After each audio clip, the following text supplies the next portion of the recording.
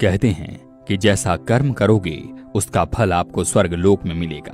तो आज हम इस वीडियो में बात करेंगे कि आपके कर्म का फल कैसे आपकी आत्मा को भुगतना पड़ता है, और इस वीडियो में ये भी बताएंगे कि वेद पुराण में किस तरीके से आत्मा के संदर्भ में बात कही गई है। तो चलिए शुरू करते हैं। वेद, स्मृति और पुराणों के अनुसार आत्मा की गति और उसके किसी लोक में पहुंचने का वर्णन अलग अलग मिलता है। हम यहाँ पौराणिक मत को जानेंगे, लेकिन पहले संक्षिप्त में वैदिक मत भी जान लें, जो कि गति के संदर्भ में है। वैदिक ग्रंथ के अनुसार आत्मा 5 तरह के कोश में रहती है: अनन्मय, प्राणमय, मनोमय, विज्ञानमय और आनंदमय। इन्हीं कोशों में रहकर आत्मा जब शरीर छोड़ती है तो मुख्य तौर पर उसकी 3 तरह की गतियां होती हैं। नंबर 1 ऊर्ध्व गति, नंबर 2 स्थिर गति और नंबर 3 अधोगति। इसे ही अगति और गति में विभाजित किया गया है। ऊर्ध्व गति, इस गति के अंतर्गत व्यक्ति ऊपर के लोक की यात्रा करता है। ऐसा वही व्यक्ति कर सकता है जिसने जागृत, स्वप्न और सुषुप्ति में खुद को साक्षी भाव में रखा है या निरंतर भगवान की भक्ति की है। ऐसे व्यक्ति पितृ या देव योनि के सुख भोग कर पुनः धरती पर जन्म लेता है। स्थिर गति, इस गति का अर्थ है व्यक्ति मरने के बाद न ऊपर के लोक गया और न नीचे के लोक में, अर्थात उसे यही तुरंत ही जन्म लेना होगा। ये जन्म उसका मनुष्य योनि का ही होगा। अधोगति, जिस व्यक्ति ने किसी भी प्रकार का पाप करके या नशा करके अपनी चेतना या होश के स्तर को नीचे गिरा लिया है, वो नीचे के लोकों की यात्रा करता है। रेंगने वाले कीड़े मकोड़े या गहरे जल में रहने वाले जीव जंतु अधोगति का ही परिणाम है। चलिए अब जानते हैं पौराणिक मान्यताओं के बारे में। पुराणों के अनुसार मनुष्य के कर्म पर उसकी मृत्यु का मार्ग निर्धारित किया जाता है। मनुष्य के कर्मों को देखकर 3 मार्ग निर्धारित किए गए: अर्ची मार्ग, धूम मार्ग और उत्पत्ति विनाश मार्ग। अर्ची मार्ग ब्रह्मलोक और देवलोक की यात्रा के लिए होता है, वहीं धूम मार्ग पितृलोक की यात्रा पर ले जाता है और उत्पत्ति विनाश मार्ग नरक की यात्रा के लिए है। हालांकि सभी मार्ग से गई आत्माओं को कुछ काल भिन्न भिन्न लोक में रहने के बाद पुनः मृत्यु लोक में आना पड़ता है। अधिकतर आत्माओं को यहीं जन्म लेना और यहीं मरकर पुनः जन्म लेना होता है। यजुर्वेद में कहा गया है कि शरीर छोड़ने के बाद जिन्होंने प्रभु के भजन अर्थात तप ध्यान किया है, वो स्वर्ग में देव बन जाते हैं, और राक्षसी कर्म करने वाले मनुष्य अनंत काल तक में रहते हैं और कुछ पुनः धरती पर कीड़े मकोड़े यानी समुद्री जीव के रूप में जन्म ले लेते हैं। आत्मा 17 दिन तक यात्रा करने के पश्चात 18वें दिन यमपुरी पहुंचती है। गरुड़ पुराण में यमपुरी के इस रास्ते में वैतरणी नदी का उल्लेख मिलता है।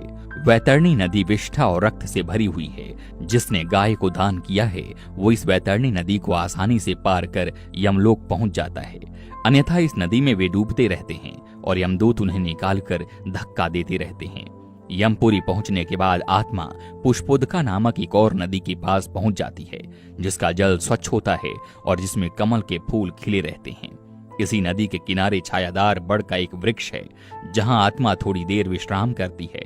यहीं पर उसे उसके पुत्रों या परिजनों द्वारा किए गए पिंडदान और तर्पण का भोजन मिलता है, जिससे उसमें पुनः शक्ति का संचार हो जाता है।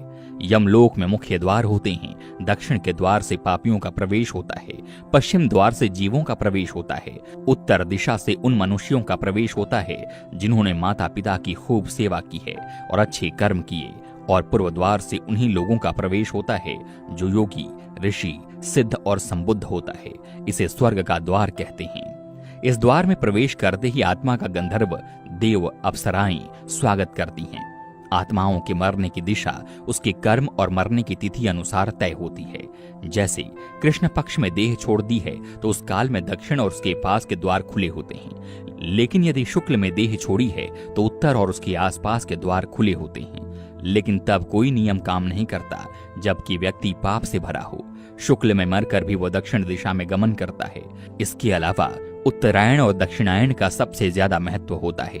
उत्तरायण में मरने वाले 4 द्वारों, 7 तोरणों तथा पुष्पोदका, वैवस्वती आदि सुरम्य नदियों से पूर्ण अपनी पुरी में पूर्व, पश्चिम तथा उत्तर के द्वार से प्रविष्ट होने वाले पुण्यात्मा को भगवान विष्णु के दर्शन होते हैं, जो शंख, चक्र, गदा, पद्मधारी, चतुर्भुज, नीलाभ रूप में अपने महाप्रसाद में रत्नासन पर दर्शन देते हैं। ऐसी शुभ आत्मा स्वर्ग का अनुभव करती है और उसे शांति और स्थिरता मिलती है। स्वर्ग में रहने के पश्चात वो किसी अच्छे समय में पुनः अच्छे कुल और स्थान में जन्म लेती है। दक्षिणायन में मरने वाले जो लोग पापी और अधर्मी हैं, जिन्होंने जीवन भर शराब, मांस और स्त्रीगमन के अलावा कुछ नहीं किया, जिन्होंने धर्म का अपमान किया और जिन्होंने कभी भी धर्म के लिए पुण्य का कोई कार्य नहीं किया, वे मरने के बाद स्वतः ही दक्षिण दिशा की ओर खींच लिए जाते हैं। ऐसे पापियों को सबसे पहले तप्त लौह द्वार तथा पुय, शोणित एवं क्रूर पशुओं से पूर्ण वैतरणी नदी पार करनी होती है।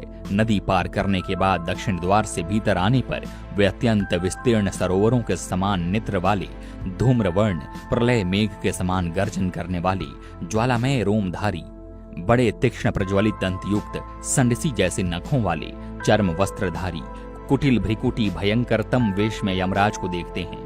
वहां घोरतर पशु तथा यमदूत उपस्थित मिलते हैं। यमराज हमसे सदा शुभ कार्य की आशा करते हैं, लेकिन जब कोई ऐसा नहीं कर पाता है तो भयानक दंड द्वारा जीव को शुद्ध करना ही इनके लोक का मुख्य कार्य है। ऐसी आत्माओं को यमराज नरक में भेज देते हैं।